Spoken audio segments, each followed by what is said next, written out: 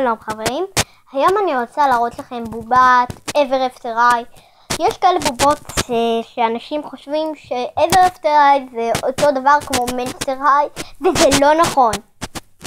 Monster High זה בובות של שלג מכוערות מברץ, זה בובות לברץ, ו-Ever After I זה בובות מהממות יותר ואהובות.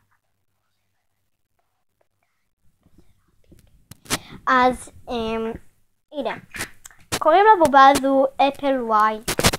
אני רואה את זה המון, אפשר לראות את הסדרה הזו בערוץ הילדים. הנה, מוזמנים לראות. קונים אותה במקסטוק ב10 שקלים. כן, 10 שקלים.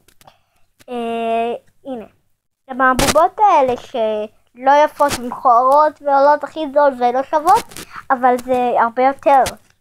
הנה, זה הפרצוף שלה. יש לה שיער קצת ורוד. רואים את זה כאן ורוד מרקר כזה קצת, אבל זה לא נכון, יש לה ורוד בהיר מאוד. הנה זה הבגדים שלה.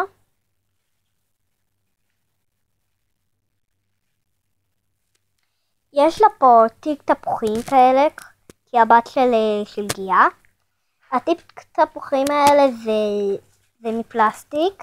יש פה גומייה, אתה יכול להוריד את זה וזה משחרר לך. אבל אני לא ממליצה להוריד את זה, כי אז אתה מחפש את זה ואתה לא מוצא את זה בסוף וסתם מבין שזה ממש למטה. הנה. יש לה בגדים אדומים ועובדים שחורים וזה קצת זהב. תבקשו בהורים שלכם לקנות. הבובה הזו די שווה ויפה. לא מגיע לנעליים. אני אומרת שוב, באריזה לא מקבלים נעליים. למרות שכדאי, אני מכירה את הנעליים שלהם וזה וואו. זה יפות ומסובכות קצת. אבל כן, אני מבינה למה לא. טוב, תבקשו מההורים שלכם לקנות.